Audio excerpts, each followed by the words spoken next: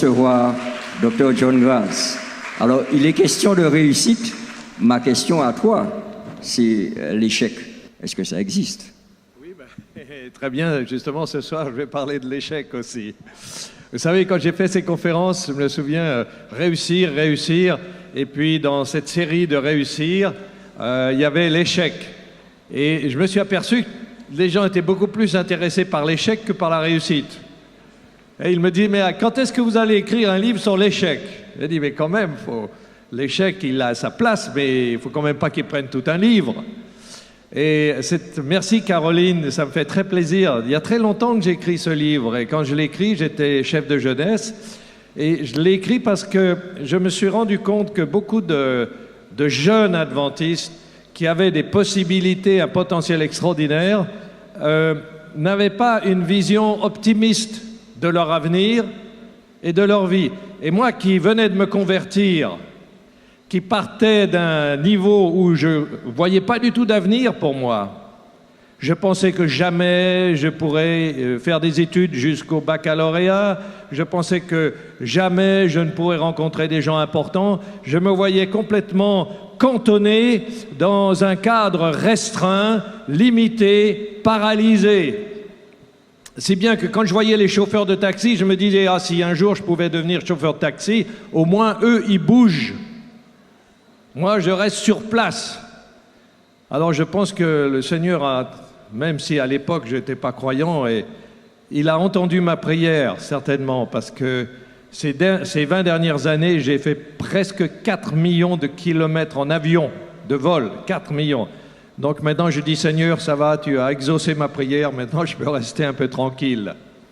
Alors vous voyez, c'est extraordinaire l'expérience de ce livre, parce que quand je l'ai écrit, je n'avais pas beaucoup d'ambition, simplement, en ayant écouté les jeunes, je me suis dit, mais il ne faut pas qu'ils aient l'impression que la religion, c'est un handicap. Pourquoi? Parce que pour moi, ma rencontre avec Dieu, ça a fait exploser ma vie. Ça m'a libéré des chaînes que j'avais. Ça a fait exploser les portes de ma prison. Et j'ai appris, la première chose que j'ai apprise quand j'ai décidé de suivre le Seigneur, c'est que tout est possible avec Dieu. Tout est possible. Et j'ai recommencé mes études.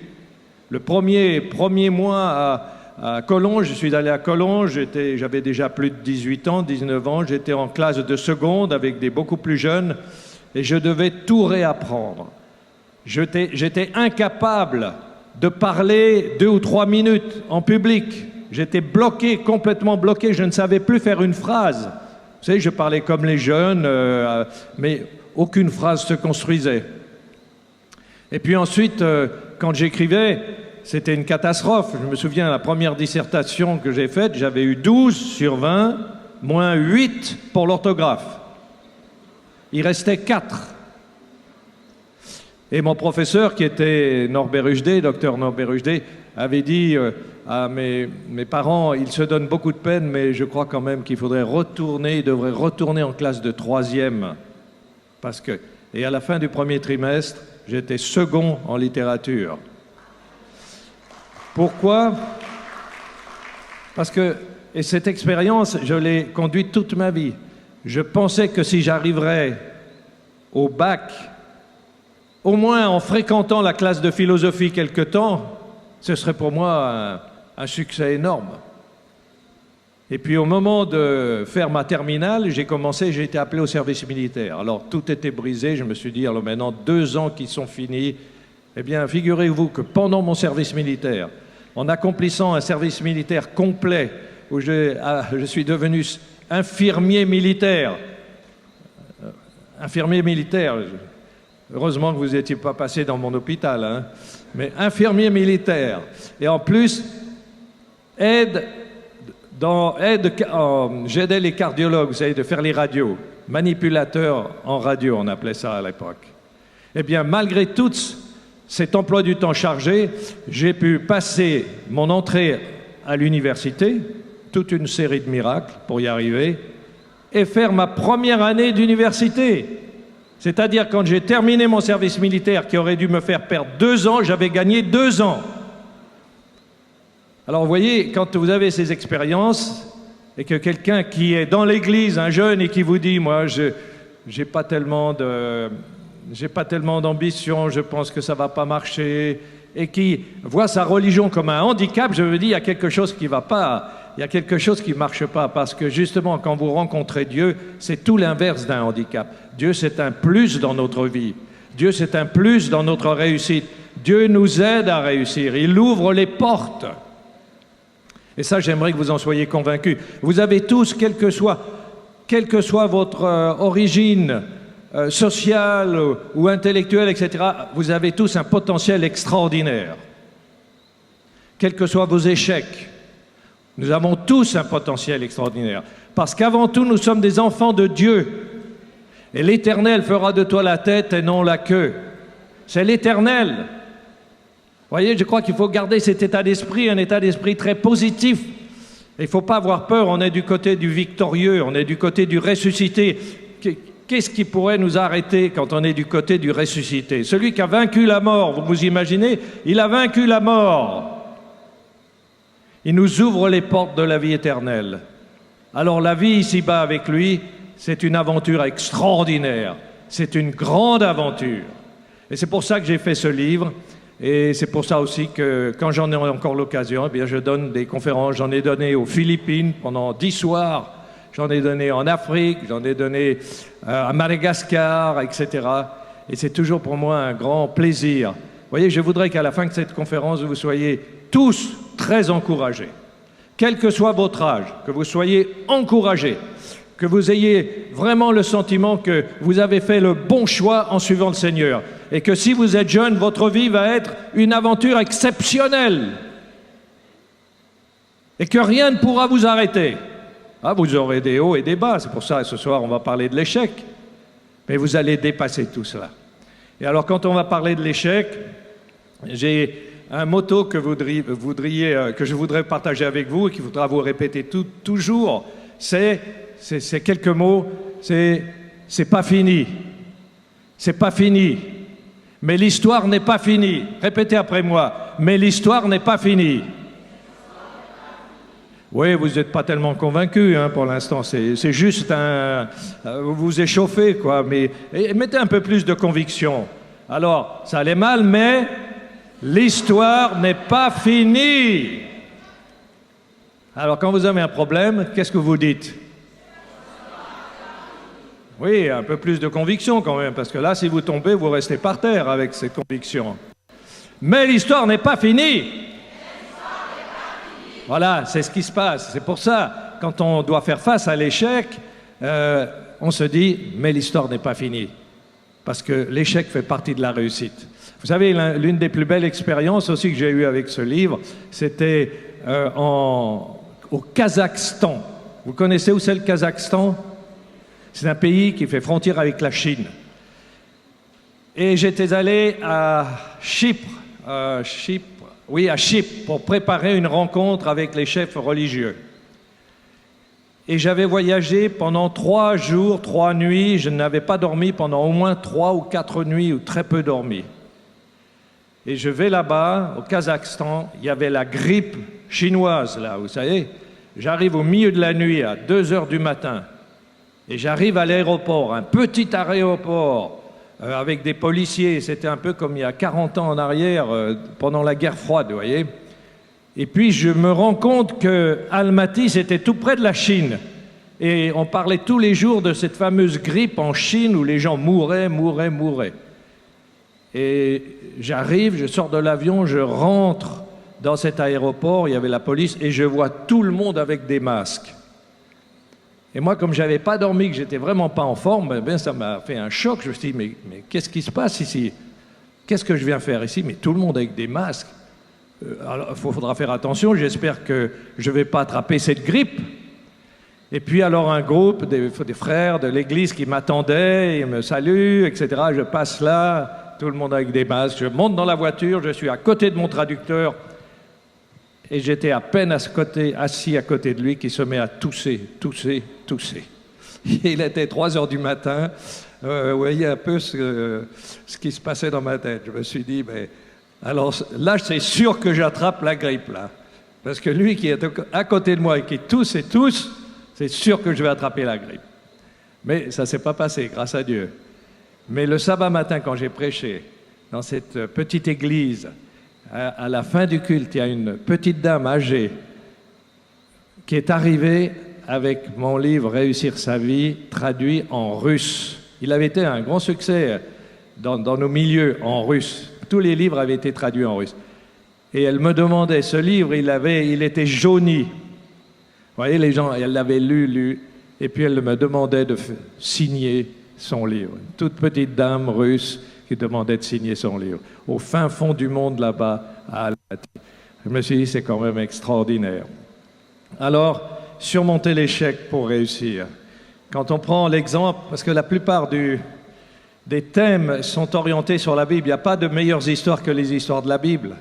Les histoires de la Bible sont fantastiques, sont des histoires qui nous aident à surmonter les difficultés. Le premier exemple sur l'échec, c'est celui de l'apôtre Paul. Vous voyez, sur le chemin de la réussite, l'échec est un obstacle, et cet obstacle peut briser votre course vers la réussite. Pourquoi? Parce que l'échec vous murmure que tout est fini. Alors comment est-ce qu'on peut faire échec à l'échec? Vous voyez l'histoire de l'apôtre Paul.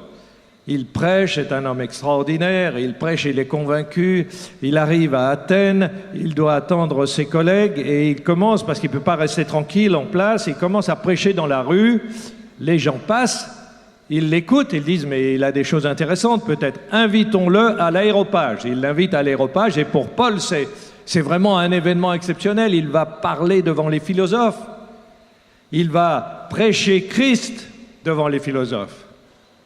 C'est presque le sommet de son expérience. C'est comme si on vous invitait à parler de votre foi à la télévision à 20h. Parler de votre foi. Et l'apôtre commence un excellent discours. Mais peu à peu, il voit que les gens sont un peu marquent de la distraction ou ne suivent plus tellement. Et je lis Acte 17. Lorsqu'ils entendirent parler de résurrection, résurrection des morts, les uns se moquèrent et les autres dirent « Nous t'entendrons là-dessus une autre fois. » Et ainsi, Paul se retira d'eux. Voyez, quelle expérience. Vous avez une inspiration. Vous voyez, vous avez l'impression que ça y est, vous atteignez votre but. Vous êtes au sommet. Quelque chose va arriver, quelque chose va se passer. Ça a même été plus vite que vous le pensiez. Et vous commencez, vous êtes lancé, vous démarrez, c'est le journal de 20h, vous êtes l'invité numéro 1, vous commencez et 3 minutes, 4 minutes plus tard, le commentateur, le journaliste dit « Écoutez, c'est vraiment mauvais ce que vous dites, alors arrêtez, je vais passer à quelqu'un d'autre. » Et tout le monde entend ça. Vous n'osez plus sortir de la station de télévision. Le lendemain matin, vous n'osez même plus aller acheter le journal ou acheter votre pain, tellement vous avez honte. C'est un peu ce qui s'est passé pour l'apôtre Paul. Il avait tellement honte que quand on visite cet endroit à Athènes, on nous raconte qu'il y a un petit trou à côté et on dit que Paul avait tellement honte qu'il s'était caché dans ce trou. L'échec. Vous voyez, un personnage comme Paul a rencontré beaucoup d'échecs. Est-ce qu'on peut dire qu'il a échoué pour autant? Pourquoi? Est-ce que Athènes, c'était fini pour lui? Alors c'était quoi? Mais l'histoire n'était pas finie. L'histoire n'est pas finie. Après Athènes, il y a Corinthe. Et Corinthe, Paul a un grand succès, une grande réussite. Vous voyez, c'était un échec, mais la partie n'est pas terminée. Et Paul savait déjà qu'elle avait été gagnée. J'aime jouer avec mon petit-fils. Je lui ai appris à jouer aux échecs. Il faut dire que moi, je joue comme ça pour me distraire, mais les seules chances que j'ai de gagner contre quelqu'un à l'échec, c'est quand la personne ne sait pas jouer. Alors, en général, je gagne la première partie, mais déjà la deuxième partie, c'est plus difficile. Et la troisième, c'est terminé. Alors, mon petit-fils qui avait 6 ans, je l'ai appris à jouer. Je lui ai dit, Et figurez-vous que maintenant, j'arrive plus à gagner. C'est lui qui gagne toujours. Et quand je lui dis, tu veux qu'on fasse une partie? Il me dit, non, ça ne m'intéresse pas. Pourquoi? Parce qu'il sait d'avance qu'il va gagner. Et il gagne. Alors une des premières fois que j'ai joué avec lui, je lui ai dit, échec. Échec. Mais vous savez, la partie ne se termine pas quand vous dites échec. La partie n'est pas finie quand vous avez dit échec. Quand est-ce que la partie est finie? Quand vous dites échec et mat. Alors il a bien retenu la leçon. Je lui dis échec, il dit et puis quoi? Et voilà, il n'y a plus échec maintenant. La partie n'est pas terminée. Vous voyez, les échecs font partie de la vie. Si tu n'as jamais échoué, tu n'as jamais appris. Si tu n'apprends jamais, qu'est-ce qui se passe? Tu ne changeras jamais. Il n'y a qu'une seule façon d'échouer, c'est d'abandonner avant même d'avoir réussi. Tant que la partie n'est pas finie, ce n'est pas un échec. Et vous voyez, je vais vous partager avec vous quelques citations de personnages célèbres. Le succès n'est jamais définitif, l'échec jamais fatal. Winston Churchill. Seul le courage compte. Et c'était un homme de courage. Alors prenons quelques exemples dans la vie, dans l'actualité. Vous connaissez cet homme, vous le connaissez peut-être probablement pas, mais vous connaissez ses voitures, Honda. C'est lui qui a lancé Honda. Eh bien, Monsieur Honda a commencé son parcours professionnel par une succession d'échecs. Il perdit sa place d'ingénieur et se retrouva au chômage. Alors imaginez Monsieur Honda au chômage. Et qu'est-ce qu'il pense? Qu'est-ce qui se passe dans sa tête? Il est au chômage, il n'a plus de travail, il a déjà eu des échecs. Alors qu'est-ce qu'il dit? Il dit, je me suis trompé de voie. Ça ne va jamais marcher, ces histoires de voitures. Je suis vraiment nul. Arrêtons, arrêtons. Monsieur Honda. Mais il a continué, parce que la partie n'était pas finie. Et aujourd'hui, on a des Honda dans le monde entier. Walt Disney, hein, Mickey Mouse, etc. Alors Walt Disney fut renvoyé de son poste de rédacteur sous prétexte, écoutez, ça vaut la peine, on l'a renvoyé parce qu'il manquait d'imagination. Il a connu ensuite une succession de faillites et d'échecs. Alors, vous voyez, j'imagine Walt Disney à un moment, on lui dit « Monsieur Walt Disney, vous ne pouvez pas rester dans ce poste. » Pourquoi? Ah non, on regrette, mais vous manquez d'imagination. Vous ne ferez jamais rien dans votre vie. Vous n'avez pas d'imagination, Monsieur Walt Disney. Il aurait dû dire, eh ben, c'est fini, ma vie est finie, je vais abandonner, je vais peut-être faire un autre métier, mais laissons tout tomber. Walt Disney. Mais il a dit quoi? L'histoire n'est pas finie. L'histoire n'est pas finie. Einstein. Alors Einstein, lui, il avait de sérieux problèmes pour parler et lire.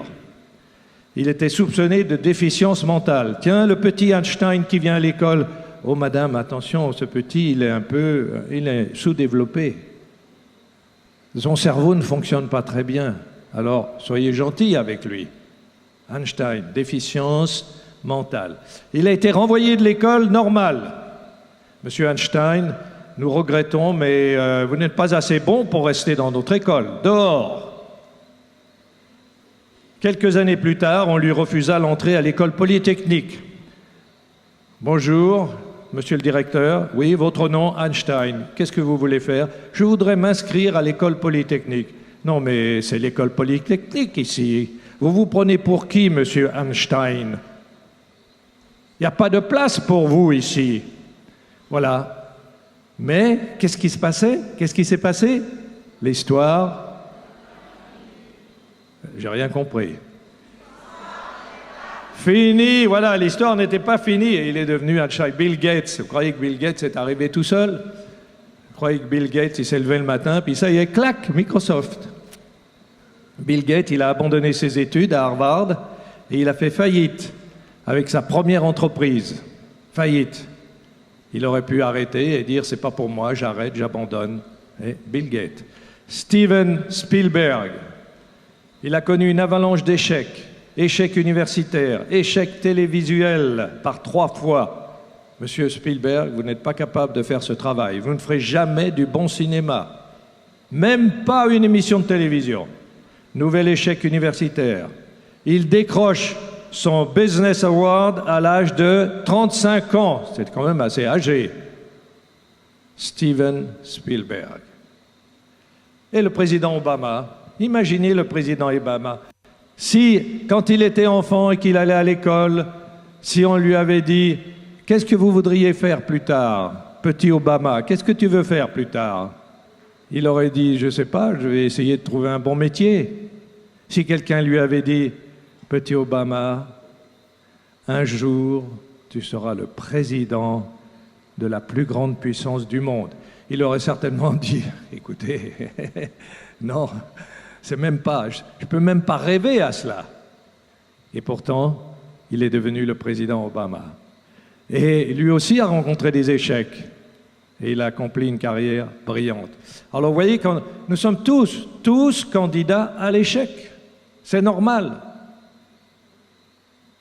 C'est normal. L'échec fait mal. On peut échouer à un examen. Ça ne veut pas dire que notre vie est finie parce qu'on a échoué à un examen. On peut avoir des échecs dans notre vie sentimentale. On peut avoir un échec dans notre mariage.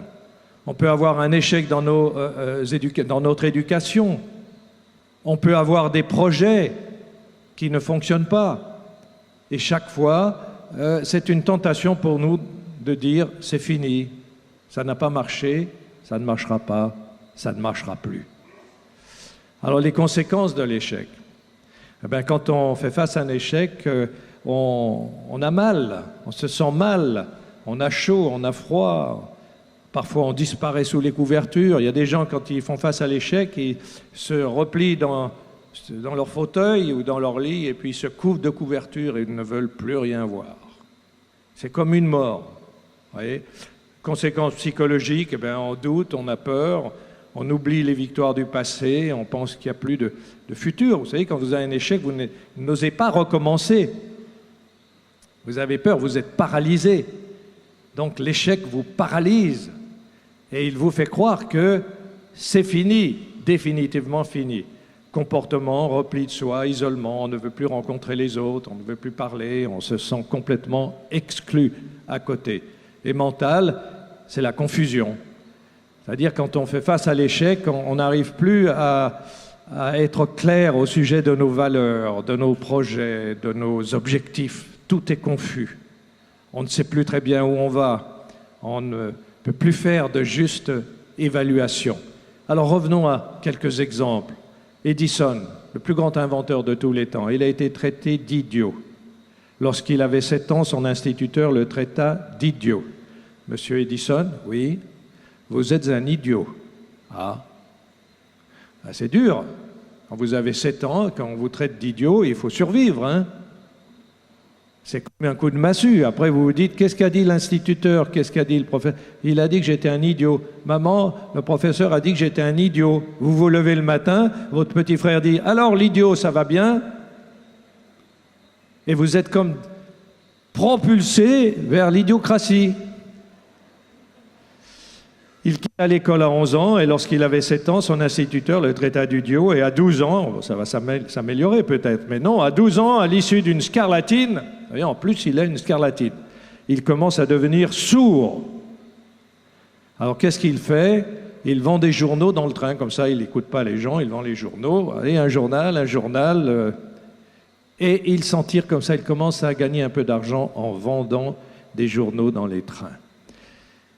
Résultat, l'histoire n'était pas finie pour lui non plus.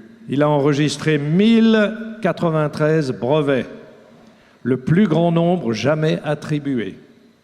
Et il tenta 9999 fois de mettre au point l'ampoule électrique. Ah, c'est quand même pas mal, hein? C'est pas 900 fois, c'est pas 90, c'est pas 900, c'est 9999 fois. Et alors un jour, il y a un journaliste qui vient le voir et qui lui dit « Monsieur Edison, est-ce que vous envisagez un 10 millième échec ?» Et Edison répond, très sûr de lui, « Je n'ai jamais échoué. J'ai seulement découvert 9999 façons de ne pas inventer l'ampoule électrique. » L'histoire n'était pas finie. Et finalement, il l'a inventé, l'ampoule électrique. Et vous connaissez sans doute, enfin ceux qui ont lu le livre se souviennent, cet homme qui a survécu à 23 échecs majeurs. Alors, comptez combien vous avez affronté d'échecs majeurs. 1, 2, 3, des échecs majeurs, pas de petits échecs. Alors à 31 ans, oui, ça commence déjà à 31 ans parce qu'on a éliminé les petits échecs. Mais enfin, ça commençait très tôt pour lui, les petits échecs. 31 ans, faillite. Il fait des études d'avocat, il organise un business, il veut gagner sa vie, il voit grand, faillite, terminé. À 32 ans, il dit maintenant, je vais faire de la politique puisque le business ne marche pas, faisons de la politique. 32 ans, il est battu aux élections. Bon alors, faillite, battu aux élections. Commencez à vous poser des questions. Bon, il dit, mais quand même, allez, on va de l'avant, l'histoire n'est pas finie, je continue. 34 ans, faillite. Je retourne dans les affaires, faillite. Alors là, il se dit, faillite, battu aux élections, faillite, mais l'histoire n'est pas finie, je continue. 36 ans, dépression. Évidemment, il faut survivre après 2 faillites, être battu aux élections, donc dépression. Il se remet d'aplomb, 38 ans, il décide de repartir aux élections, il est à nouveau battu aux élections locales, battu. On ne veut pas de vous, monsieur, aux élections locales, on n'en veut pas. Vous avez fait faillite 2 fois, vous avez été déjà battu, vous êtes malade, vous avez fait une dépression, alors ne comptez pas sur nous pour voter pour vous. À 46 ans, il s'y remet, vous voyez, il y a quand même 8 ans qui sont passés, hein. Il s'y remet et il est encore battu. Alors cette fois aux élections nationales. Comme il était fatigué d'être battu aux élections locales, il a décidé d'aller aux élections nationales. Qui sait? Battu. À 55 ans, il dit cette fois je vais aller essayer le Sénat, puisque ça marche nulle part, essayons le Sénat, qu'est-ce que j'ai à perdre? Battu. À 56 ans, il dit mais moi j'aimerais bien être vice-président. Battu. On lui dit, mais écoutez, monsieur, vous avez vu votre CV? Vous collectionnez les défaites. Alors, vous voulez qu'on vous prenne comme vice-président? Pas question. Alors, il rattaque à 58 ans, il se remet aux élections pour le Sénat. Résultat, battu. Vous voyez, il y a déjà quand même pas mal d'histoires derrière lui, hein, mais à 60 ans, il est élu président des États-Unis. Son nom, Abraham Lincoln. Pourquoi il ne s'est pas arrêté quand il a eu ses premiers échecs? Pourquoi? Parce qu'il savait quoi? Il savait que l'histoire n'était pas finie. Il avait confiance dans son destin, il avait confiance dans sa destinée, il avait confiance en Dieu. Et à 60 ans, eh bien, il était prêt pour assumer la plus haute magistrature.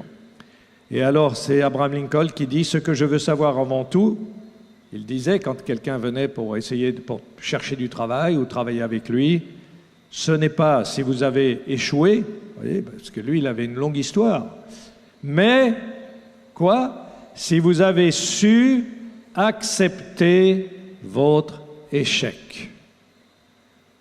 Vous voyez, l'échec fait partie de la vie. Il faut savoir accepter son échec et se dire que l'histoire n'est pas terminée.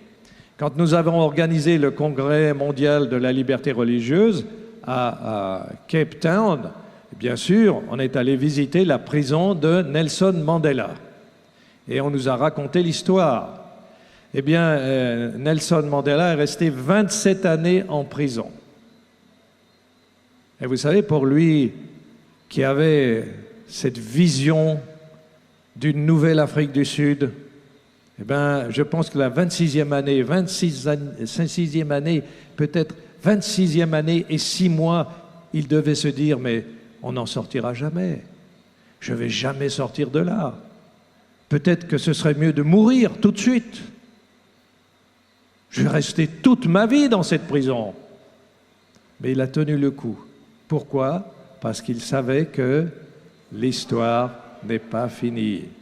Le plus grand mérite, c'est lui qui dit, le plus grand mérite dans la vie n'est pas de ne jamais tomber, mais de se relever chaque fois que nous tombons. Vous voyez, le problème, ce n'est pas de tomber, le problème, c'est de ne pas se relever. Alors, comment répondre à l'échec? Premièrement, il faut rester lucide. Vous voyez, il faut rester lucide. Les échecs, ça arrive, ça fait partie de la vie, donc gardez votre lucidité. Deuxièmement, s'il y a échec, il y a leçon à apprendre, donc il faut tirer les leçons. Pourquoi j'ai échoué? Qu'est-ce qui s'est passé? Qu'est-ce que je peux changer? Comment je peux améliorer? Bien sûr, si vous avez un examen et que vous ne travaillez pas, il y a des grandes chances que vous allez échouer. Mais si vous passez un examen, vous échouez parce que vous n'avez pas travaillé assez, vous identifiez là où vous pouvez progresser. La même chose en affaires, en business, etc. L'échec est une école. L'échec va vous apprendre à vous corriger, à vous améliorer. Et c'est vrai pour tout, c'est vrai pour les sportifs. Les sportifs progressent souvent à cause des échecs.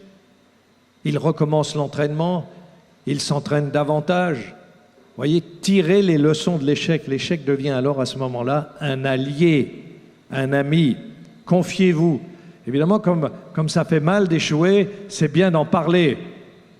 Mais il faut trouver la personne adéquate pour en parler. Vous voyez, ne vous confiez pas à quelqu'un en qui vous n'avez pas confiance. Confiez-vous à quelqu'un qui vous aime, vos parents, à quelqu'un qui croit en vous, et pas à quelqu'un qui est content de vous voir en bas. Ben ça, c'est la triste réalité. Vous savez, on souffre de l'échec, mais ça fait plaisir à beaucoup de monde. Qu'est-ce qui t'est arrivé? Je suis tombé. Et ça va? Non, j'ai pas envie de me relever. Ah ben, reste par terre. Tu restes par terre, nous on prend ta place. Voyez, confiez-vous à quelqu'un qui va vous encourager, qui va dire non, c'est passager, relève-toi, mais pas à quelqu'un qui va dire tant mieux, t'es par terre, moi je prends ta place. Ensuite, revenez à l'essentiel. Quel est l'essentiel? Quel est l'objectif de votre vie? Souvenez-vous des paroles de Jésus. Recherchez, premièrement, le royaume de Dieu. Et tout le reste vous sera donné. Alors l'essentiel pour nous, en tant que croyants, c'est le royaume de Dieu. Ce n'est pas d'obtenir des richesses, de devenir puissant, etc. Ça peut arriver. Il ne faut pas les refuser si ça arrive. Mais ce n'est pas l'essentiel. Donc, est-ce que mon échec remet en cause l'essentiel? Vous voyez, Joseph, quand il était en prison, c'était un échec terrible. Mais l'essentiel pour Joseph, c'était de rester fidèle. Et alors, l'échec lui permettait d'apprendre, de se former. Et quand il a été très bien formé, Dieu l'a fait sortir de prison et lui a confié la plus importante des places. Et continuez. Continuez. L'histoire n'est pas finie. Alors j'avais été marqué par cette histoire d'un homme qui avait tout perdu à la bourse. C'était intéressant parce que c'était passé en 1980 et quelques. Et quand j'étais aux États-Unis en 2005 ou 2006, il y a eu aussi un crack où des gens ont tout perdu à la bourse. Alors cet homme a tout perdu et il va se confier à un pasteur. Et il dit, pasteur, j'ai tout perdu, je veux me supprimer. Et le pasteur lui dit, ah, vous avez tout perdu? Oui, j'ai tout perdu, je suis fini. Fini. Je veux me supprimer. La vie s'arrête pour moi. Et le pasteur lui dit, mais est-ce que vous êtes marié? Oui, je suis marié. Ça va bien avec votre femme? Oui, oui, tout va très bien. Vous avez des enfants? Oui. Vous avez... Et vos enfants, ça va bien? Oui, ah oui, mes enfants sont très gentils, ça va bien. Ah, mais peut-être, le pasteur lui dit, peut-être j'ai compris. Vous avez un problème de santé. Vous êtes allé voir le docteur vous a examiné, il a dit, vous avez un cancer. fini, c'est une question de jours. Et c'est pour ça que vous êtes désespérés. Et là, on me dit, mais écoutez, pasteur, je ne viens pas là pour faire des spéculations. Je vous dis que j'ai tout perdu, vous me racontez toutes ces histoires. Alors le pasteur le regarde et lui dit, alors si je vous ai bien compris, vous me dites que vous avez tout perdu, mais vous n'avez pas perdu votre femme. Et vous dites que vous l'aimez et qu'elle vous aime. Donc vous êtes heureux avec elle. Donc vous n'avez pas perdu votre femme. Vous n'avez pas perdu vos enfants. Et vous dites que vous formez une très belle famille, que vos enfants sont braves, gentils, etc. Et en plus, vous n'avez pas perdu votre santé. Mais alors, qu'est-ce que vous avez perdu de si grave, de si important que vous voulez vous supprimer? Et l'homme réalise à ce moment-là qu'en fait, le plus important, il ne l'avait pas perdu. Et il répond au pasteur, c'est vrai pasteur, j'ai perdu mon argent, mais ce n'est pas si important que ça. Voyez, l'échec vous fait croire que des choses qui ne sont pas essentielles sont essentielles. Mais en réalité, non, elles ne sont pas essentielles. Alors avec Dieu, après l'échec vient la réussite. Et moi j'ai fait cette expérience, comme chacun d'entre vous. Et puis après, on se dit, mais tiens, en réalité, ce n'était pas un échec. À 15 ans, par exemple, j'ai passé un concours à l'école d'électricien. Un concours. J'ai échoué. Bon, je me suis dit, alors je ne peux pas être électricien. Et à 16 ans, j'ai passé un concours à l'école de mécanicien. Échoué. Alors je me suis dit, je ne peux pas être électricien, je ne peux pas être mécanicien. À 17 ans, je commençais un apprentissage, aucune passion, aucune ambition. Mais maintenant, je me dis, mais imaginons qu'à 16 ans, qu'à 15 ans, j'ai réussi le concours d'entrée à l'école d'électricien. Ma vie aurait été complètement différente. J'aurais changé de ville, je serais allé au collège, spécialisé, etc. Et ma vie j'aurais peut-être jamais rencontré le Seigneur. Donc, ce n'était pas un échec. La même chose pour l'école des mécaniciens. Voyez, ce n'était pas un échec, puisque finalement, ça m'a conduit vers le Seigneur. Et dans la Bible, c'est la même chose. On rencontre des tas de héros de la Bible qui ont échoué. Regardez, Dieu le premier, Dieu a créé l'homme et la femme avec un projet magnifique. Échec.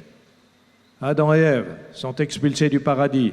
Lot est appelé, il marche avec Abraham, il va à Sodome, il doit fuir de Sodome, sa famille disparaît, échec.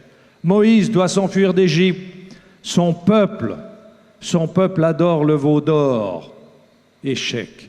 Josué fait retraite devant la petite ville d'Aï, échec. David s'enfuit devant Jérusalem, il s'enfuit devant l'armée de son fils Absalom, échec. Salomon abandonne Dieu, échec. Pierre s'engage devant les apôtres à mourir plutôt que d'abandonner ou de trahir Jésus. Il dit, quand il me faudrait mourir avec toi, je ne te renierai pas. Et qu'est-ce qui se passe? Il se mit à jurer en lançant des malédictions, je ne connais pas cet homme. Aussitôt, le coq chanta. Et il se souvint des paroles de Jésus que Jésus avait dites, et étant sorti, il pleura amèrement. Quel échec! Mais voyez, Jésus nous encourage. Si vous lisez les paroles du Seigneur, ce sont des paroles pour nous remettre en course. Et il se souvient alors que Jésus lui a dit, quand tu seras converti, c'est-à-dire quand tu auras dépassé cet échec, affermis tes frères. Voyez, Jésus avait vu au-delà de l'échec. La Bible, quand nous la lisons, nous transporte au-delà de nos échecs. Elle nous aide à dépasser nos échecs. L'apôtre Paul, on l'a mentionné tout à l'heure, mais il en a eu d'autres d'échecs. 5 fois j'ai reçu 40 coups de fouet. 3 fois j'ai été battu de gorge, 1 fois lapidé. 3 fois j'ai fait naufrage. 1 jour et 1 nuit, je suis resté dans l'abîme. des échecs successifs. J'ai été en péril sur les fleuves à cause des brigands, dans les villes, les déserts, sur la mer. Et qu'est-ce qu'il dit? Comment il analyse tous ces échecs? Nous savons que toutes ces choses, qu'est-ce qu'elles font, toutes ces choses? Qu'est-ce que font tous nos échecs? Oui, alors allez-y avec un peu plus de conviction, s'il vous plaît. Concourt au bien de ceux qui aiment Dieu. Voilà ce qui se passe quand on a confiance en Dieu. Même ce qui semble être un échec aujourd'hui, en réalité, dans le cours de notre vie, cela concourt à notre bien. Vous voyez, l'apôtre Paul est resté dans la course, et malgré les échecs apparents, et peu de temps avant sa mort, qu'est-ce qu'il écrit? « Je cours vers le but ». Il est en prison. Et les prisons de l'époque, je vous garantis que ce n'était pas très simple.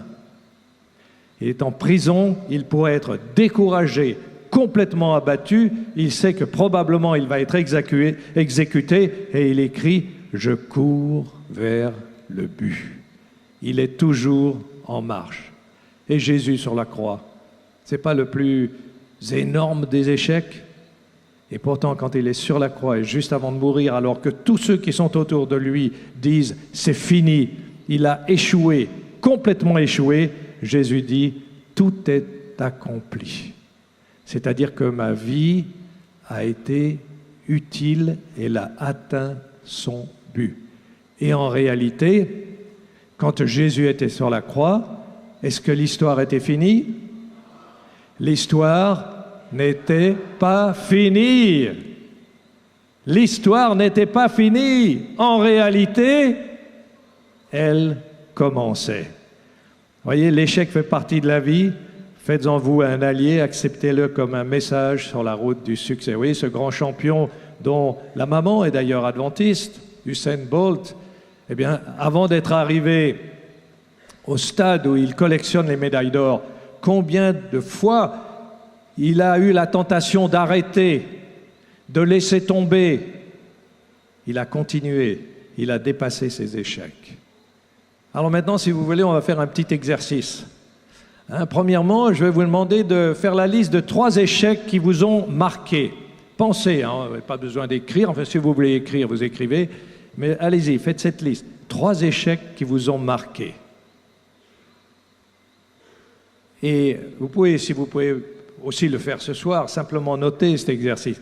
Et puis, une fois que vous avez noté ces 3 échecs, vous écrivez comment vous en êtes sorti. Puisque vous êtes là ce soir, c'est que vous en êtes sorti. Donc, 3 échecs, comment vous en êtes sorti? Et quel rôle a joué la prière? Est-ce que vous avez prié pour sortir de l'échec? Et puis 3e, vos échecs vous ont-ils éloigné ou rapproché de Dieu et du but primordial de votre vie? Vous voyez, si ce que j'appelle un échec me rapproche de Dieu, est-ce que c'est un échec? Ce n'est pas un échec, c'est une grande réussite. Ça fait partie de notre vie. Est-ce que si j'ai ce que je considère être comme un échec me permet de continuer la voie vers le royaume des cieux? Est-ce que c'est un échec? Ce n'est pas un échec. Alors une prière maintenant pour faire face à l'échec. Vous voyez, chaque fois qu'on se trouve devant ces situations, il faut se mettre à genoux et demander au Seigneur, merci Seigneur parce que ta main est toujours là pour me sortir de l'échec. Le Seigneur nous sort de l'échec. Merci Seigneur car tu transformes mes échecs en leçons de réussite. Et merci Seigneur parce qu'avec toi, l'échec n'existe pas. Vous voyez, gardez cette prière, gardez cette mentalité, l'échec ne peut pas vous abattre car Dieu est avec vous. L'échec ne peut rien contre vous, simplement l'échec va vous aider à progresser et l'échec va vous aider à vous retrouver plus près du Seigneur qui vous donne la victoire. Que le Seigneur vous bénisse et qu'il vous aide chaque jour et à chaque pas à vous dépasser vous-même et à dépasser vos échecs pour finalement réussir. Amen.